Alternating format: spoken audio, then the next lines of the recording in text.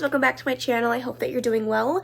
Welcome to another video, and welcome to a video where I talk all about my favorite settings in books. This video is coming together as a booktube collaboration with some wonderful booktubers here on this platform. I will leave everybody down in the description box below. Make sure to go check them out as well as their videos.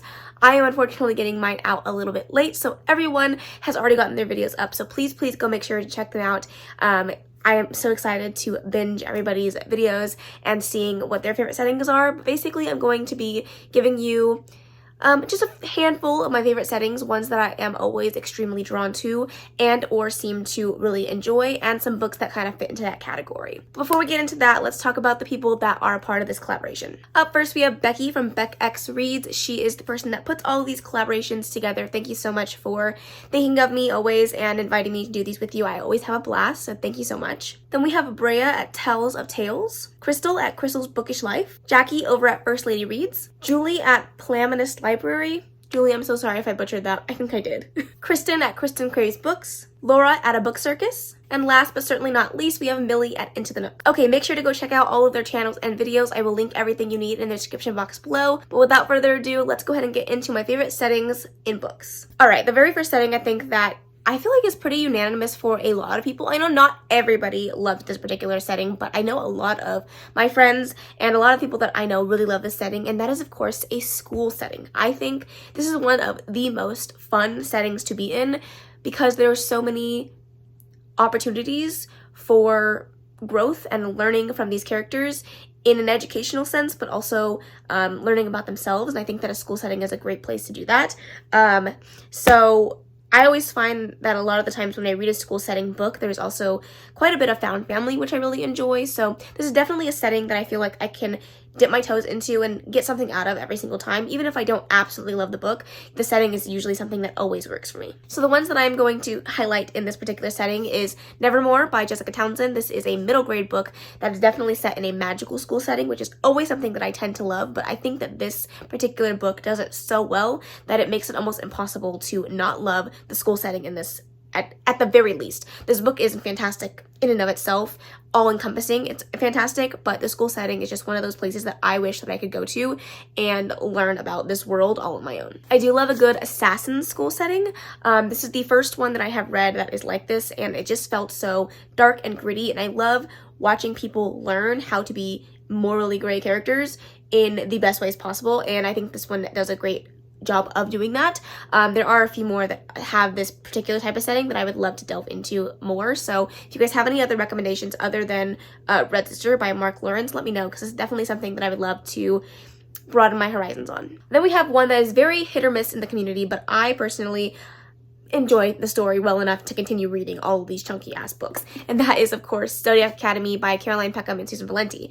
This is obviously set at an academy, so it definitely has a school setting, and I think that the knowledge that you gain at this particular school setting is just so fun to watch these characters who know nothing about the world that they have now been thrown into learn it all while you're learning it at the same time, but also getting hints and glimpses of the entire realm of knowledge that is at their fingertips, and you're just waiting to uncover it. I really like this series for the school setting vibes. It's not perfect, it's not the best written thing that I've ever read, but it's entertaining to say the least. And then of course you can have a school setting completely outside of a fantasy world, and for that I'm going to talk about the Off-Campus series by Elle Kennedy. I was going to say Brea, You, but that's her other series, but again, set at a school.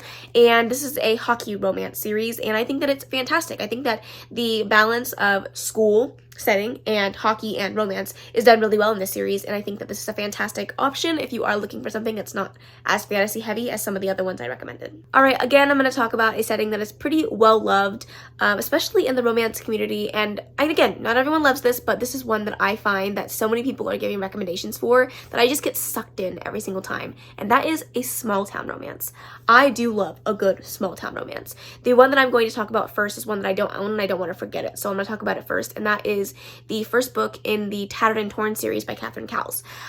This is a small town suspenseful romance book that I just had a lot of fun with, and I think that particularly for me, small town settings just give a vibe that almost allows you to fall into this small town because there are less characters. There's usually a huge emphasis on camaraderie between the side characters and the main characters, and everyone is really on everyone's side, really trying to be their best cheerleaders a lot of the times. And yes, you have the bad side of a small town community where there's a lot of gossip and things like that, but that always makes the book so much more fun if it's written in the right ways, and I just love a good small town romance. So Catherine Cowles definitely does that really well. Another one that really comes to mind when I think small town is All Roads Lead Here by Mariana Zapata. One of my favorite small town romances that I've ever read, but also a fantastic slow burn romance, and I just love the atmospheric vibes that the small town gives off, but also the family element that's brought into a lot of small town romances. I personally think the small town romance that does it the best, for me at least, is Things We Never Got Over by Lucy Score. These characters are absolutely just the best, and I love them. I feel like I could read 1,700 more books about these characters and never get tired. They are so funny, they are so witty, they are so fun to follow, but the actual townspeople of this series make the book what it is, because it wouldn't be the same without these small town vibes that feed into these characters and how they end up coming to the end of their story. Love this small town. And I think that another thing that kind of connects small towns are interconnected series that take place in small towns. And for that, I want to recommend the Tate James universe. All three of these books take place in the same world, but follow different characters. So you have the Madison Kate series, and then you have the Hades series, but you also have the Guild series. These all take place in Shadow Grove, which is a small town. It's definitely a lot darker than the other ones that I have recommended, but I definitely think that it still fits in the category of small town, and having an extended universe just makes it feel that much bigger, which I really, really love. All right, the second to the last setting that we're going to talk about is I found that I have really fallen in love and found a niche appreciation for rock star, any type of musician romance. I have read several rock star romances that I absolutely love, 2 White Shoes and 1 just regular rock star romance, but also some other things that aren't necessarily categorized as romance that I have found that I have really loved the setting of being on tour and being around, the lights, camera, action fame of a rock star setting. So the ones that I want to talk about, the 2 that I don't own would be The Words by Ashley Jade. This definitely is a rock star romance, and one that is very dark but very, very good. I love these characters and how much they have to go through to get to where they are at the end of the story, and it's such a compelling read. Another rock star romance, this is A White Shoes, that is the Rock Hard Beautiful series by Sam Student, I believe, and this one is also another fun. I think this is the very first rock star romance I ever read, and I just had so much fun with it.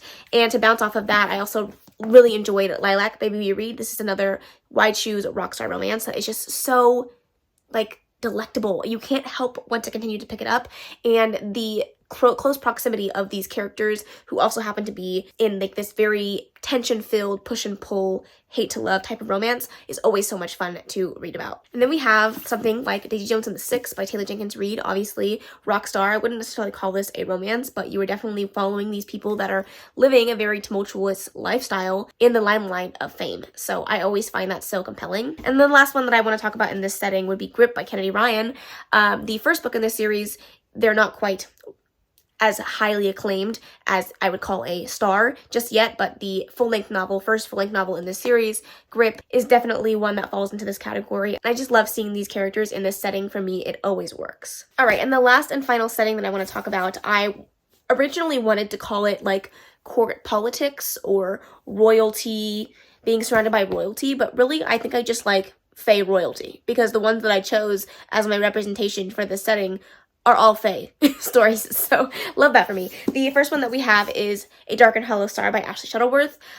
The court politics aren't as strong as maybe some of the other ones that I want to talk about today, but I feel like this one definitely hits the points of the things that I like when it comes to the court politics of a world like this. So this is definitely one that I really enjoy. I think one that does it really, really well would be The Cruel Prince by Holly Black. I think that the shining star of this particular series is the court politics and the lies and scheming and the events that kind of make this fae court what it is.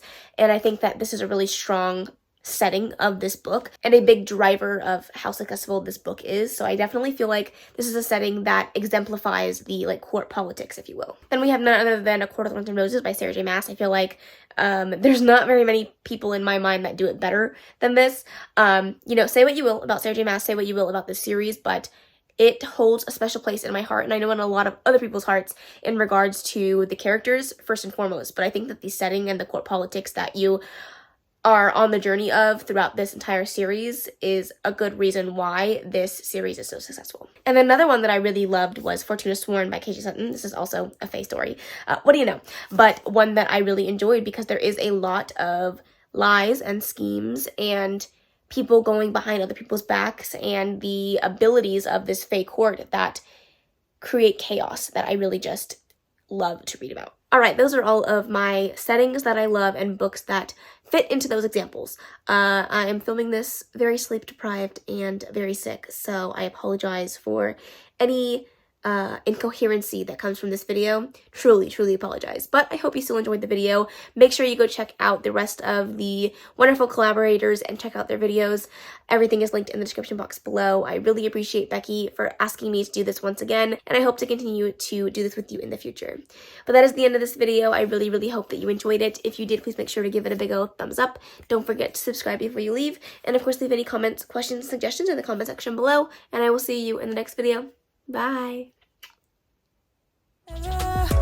Baby, turn it down.